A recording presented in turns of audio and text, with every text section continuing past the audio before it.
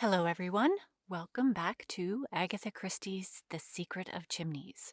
I'm Nicole from the Gettysburg Library, and this is Chapter 6, The Gentle Art of Blackmail.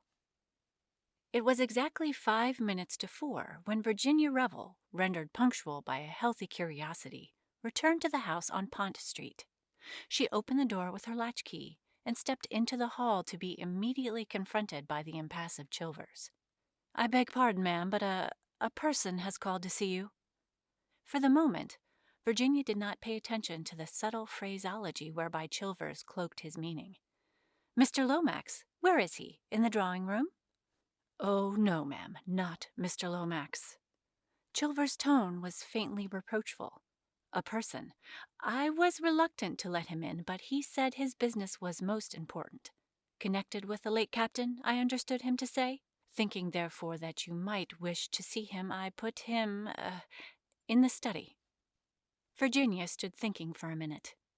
She had been a widow now for some years, and the fact that she rarely spoke of her husband was taken by some to indicate that, below her careless demeanor, was a still aching wound. By others, it was taken to mean the exact opposite, that Virginia had never really cared for Tim Revel, and that she found it insincere to profess a grief she did not feel. "I should have mentioned, ma'am," continued Chilvers, "that the man appears to be some kind of foreigner." Virginia's interest heightened a little. Her husband had been in the diplomatic service, and they had been together in Czechoslovakia just before the sensational murder of the king and queen. This man might probably be a Czechoslovakian, some old servant who had fallen on evil days. "You did quite right, Chilvers," she said, with a quick approving nod. "Where did you say you had put him? In the study?"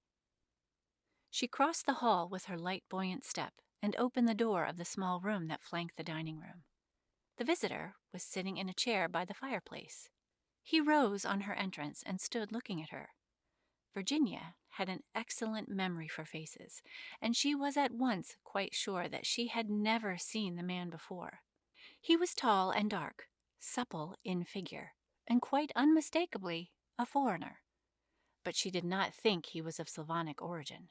She put him down as Italian or possibly Spanish. "You wish to see me?" she asked. "I am Mrs. Revel." The man did not answer for a minute or two. He was looking her slowly over, as though appraising her narrowly.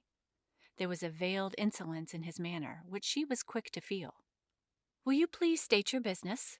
she said, with a touch of impatience. "You are Mrs. Revel, Mrs. Timothy Revel." "Yes, I told you so just now." "Quite so. It is a good thing that you consented to see me, Mrs. Revel. Otherwise, as I told your butler, I should have been compelled to do business with your husband." Virginia looked at him in astonishment, but some impulse quelled the retort that sprang to her lips. She contented herself by remarking dryly, "You might have found some difficulty in doing that." "I think not. I am very persistent, but I will come to the point. Perhaps you recognize this?" He flourished something in his hand. Virginia looked at it without much interest. "Can you tell me what it is, madam?" "It appears to be a letter," replied Virginia, who was by now convinced that she had to do with a man who was mentally unhinged.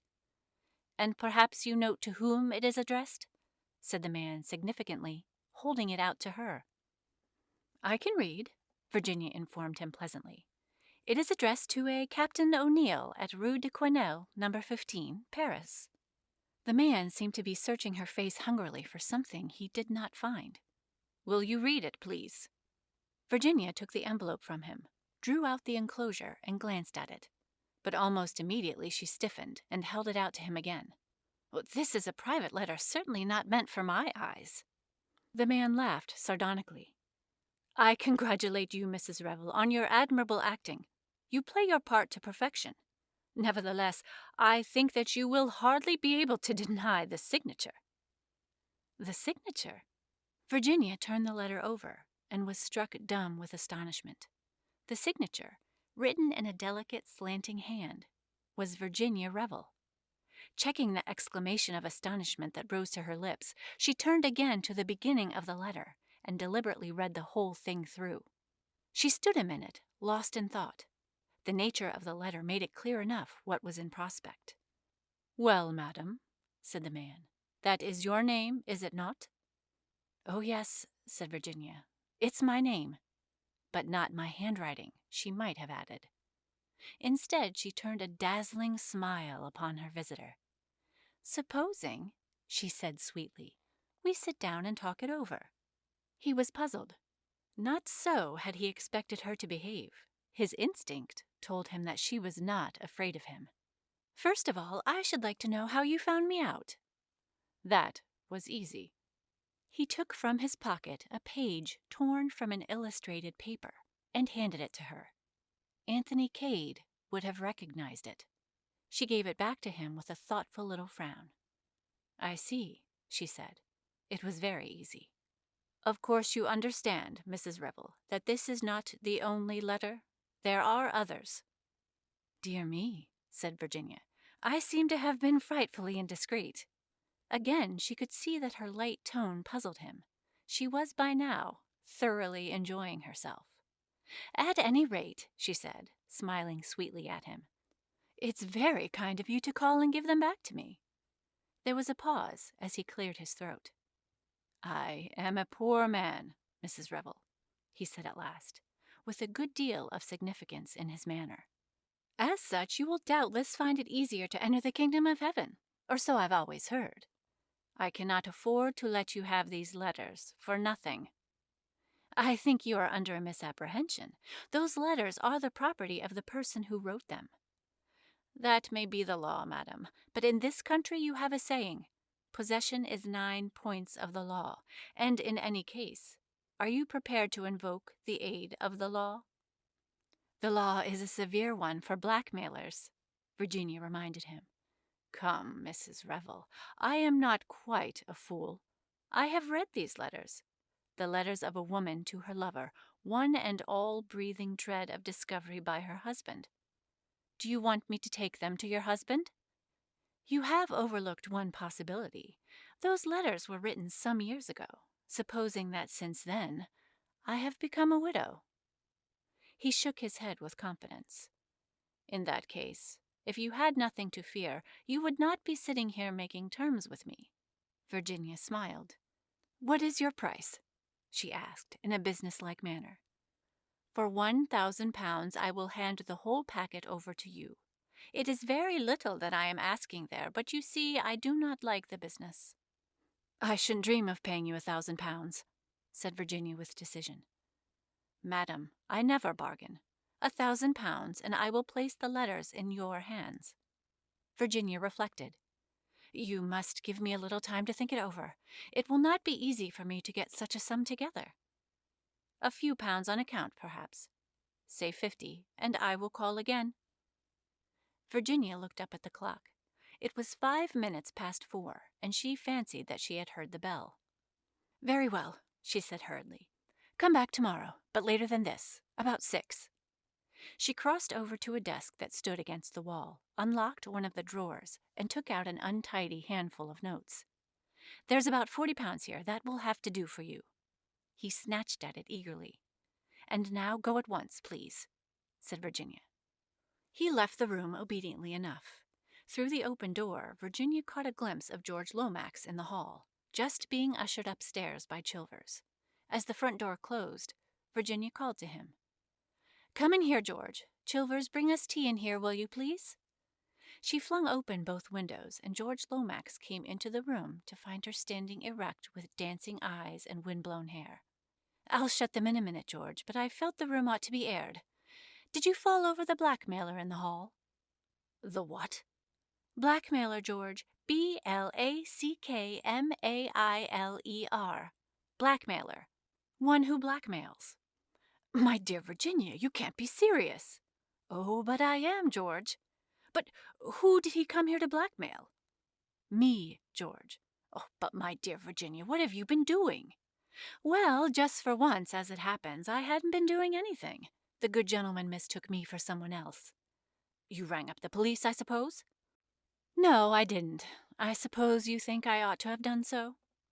"Well," George considered weightily. No, perhaps not. Perhaps you acted wisely. You might be mixed up in some unpleasant publicity in connection with the case. You might even have had to give evidence." "Ooh, I should have liked that," said Virginia. "I would love to be summoned, and I should like to see if judges really do make all the rotten jokes you read about. It would be most exciting.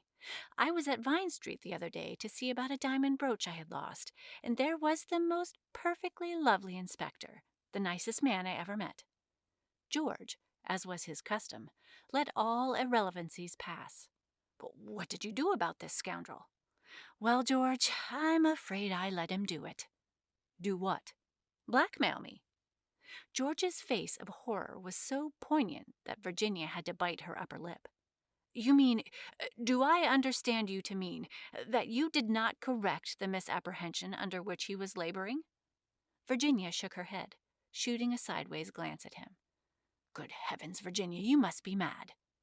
"I suppose it would seem that way to you. But why, in God's name, why?" "Several reasons. To begin with, he was doing it so beautifully. Blackmailing me, I mean. I hate to interrupt an artist when he's doing his job really well. And then, you see, I'd never been blackmailed. I should hope not, indeed. And I wanted to see what it felt like. I am quite at a loss to comprehend you, Virginia. I knew you wouldn't understand. You did not give him money, I hope." "Just a trifle," said Virginia apologetically. "How much?" £40. "Virginia!" "My dear George, it's only what I pay for an evening dress. It's just as exciting to buy a new experience as it is to buy a new dress. More so, in fact." George Lomax merely shook his head, and Chilvers appearing at that moment with the tea-urn, he was saved from having to express his outraged feelings. When tea had been brought in, and Virginia's deft fingers were manipulating the heavy silver teapot, she spoke again on the subject. "I had another motive too, George, a brighter and better one. We women are usually supposed to be cats, but at any rate I'd done another woman a good turn this afternoon. This man isn't likely to go off looking for another Virginia Revel. He thinks he's found his bird all right. Poor little devil, she was in a blue funk when she wrote that letter. Mr. Blackmailer would have had the easiest job of his life there. Now, though he doesn't know it, he's up against a tough proposition. Starting with the great advantage of having led a blameless life, I shall toy with him to his undoing, as they say in books. Guile, George. Lots of guile." George still shook his head. "I don't like it," he persisted. "I don't like it." "Well, never mind, George dear. You didn't come here to talk about blackmailers. What did you come here for, by the way?" "Correct answer. To see you," accent on the you, and press her hand with significance, unless you happen to have been eating a heavily buttered muffin, in which case it must all be done with the eyes. "I did come to see you," replied George seriously, "and I'm glad to find you alone." "Oh, George, this is so sudden," says she, swallowing a currant. "I wanted to ask a favor of you. I have always considered you, Virginia, as a woman of considerable charm." "Oh, George." "And also a woman of intelligence." "Not really? How well the man knows me." "My dear Virginia, there is a young fellow arriving in England tomorrow whom I should like you to meet." "All right, George, but it's your party. Let that be clearly understood." "You could, I feel sure, if you chose, exercise your considerable charm." Virginia cocked her head a little on one side. "George, dear, I don't charm as a profession, you know. Often I like people, and then, well, they like me. But I don't think I could set out in cold blood to fascinate a helpless stranger. That sort of thing isn't done, George. It really isn't. There are professional sirens who would do it much better than I should." "Well, that is out of the question, Virginia. This young man, he is a Canadian, by the way, of the name of McGrath." "A Canadian of Scotch descent," says she, deducing brilliantly, "is probably quite unused to higher walks of English society. I should like him to appreciate the charm and distinction of a real English gentlewoman." "Meaning me?" "Exactly. Why?" "I beg your pardon?" "I said why. You don't boom the real English gentlewoman with every stray Canadian who sets foot upon our shores. What is the deep idea, George? To put it vulgarly, what do you get out of it?" "I cannot see that that concerns you, Virginia." I couldn't possibly go out for an evening and fascinate unless I knew all the whys and wherefores." "You have the most extraordinary way of putting things, Virginia. Anyone would think, wouldn't they?" "Oh, come on, George. Part with a little more information." "My dear Virginia, matters are likely to be a little strange shortly in a certain Central European nation. It is important, for reasons which are immaterial, that this Mr. McGrath should be brought to realize that the restoring of the monarchy in Czechoslovakia is imperative to the peace of Europe." "The part about the peace of Europe is all bosh," said Virginia calmly. "But I'm all for monarchies every time, especially for picturesque people like the Hertzoslovakians. So, you're running a king in the Hertzoslovakian states, are you? Who is he?" George was reluctant to answer, but did not see his way to avoid the question. The interview was not going at all as he had planned. He had foreseen Virginia as a willing, docile tool, receiving his hints gratefully and asking no awkward questions. This was far from being the case. She seemed determined to know all about it, and this George, ever doubtful of female discretion, was determined at all costs to avoid. He had made a mistake. Virginia was not the woman for the part. She might indeed cause serious trouble. Her account of her interview with the blackmailer had caused him grave apprehension. A most undependable creature, with no idea of treating serious matters seriously. "Prince Michael Obolovich," he replied, as Virginia was obviously waiting for an answer to her question. "But please, let that go no further." "Oh, don't be absurd, George. There are all sorts of hints in the papers already, and articles cracking up the Obolovich dynasty and talking about the murdered Nicholas IV as though he were a cross between a saint and a hero, instead of a stupid little man besotted by a third-rate actress." George winced.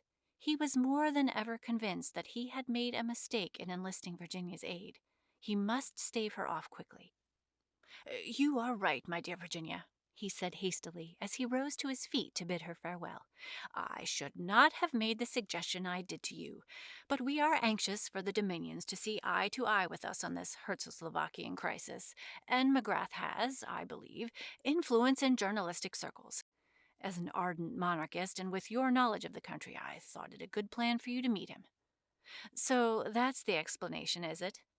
"Yes, but I dare say you wouldn't have cared for him." Virginia looked at him for a second, and then she laughed. "George," she said, "you are a rotten liar." "Virginia! Rotten, absolutely rotten. If I had had your training, I could have managed a better one than that, one that had a chance of being believed. But I shall find out all about it, my poor George. Rest assured of that. The mystery of Mr. McGrath.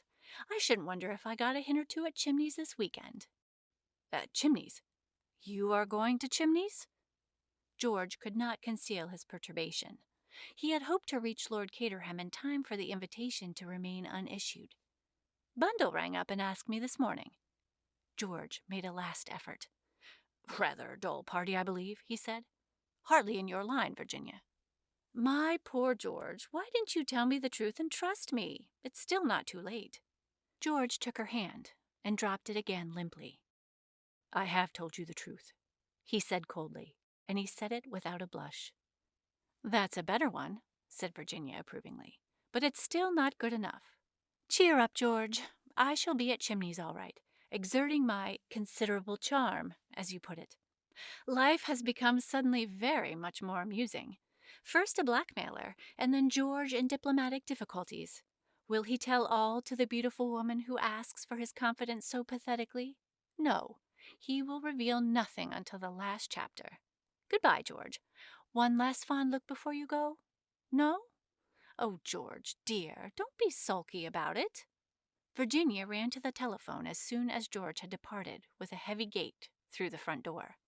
She obtained the number she required and asked to speak to Lady Eileen Brent. "Is that you, Bundle? I'm coming to Chimneys all right tomorrow. What? Bore me? No, it won't. Bundle, wild horses wouldn't keep me away, so there."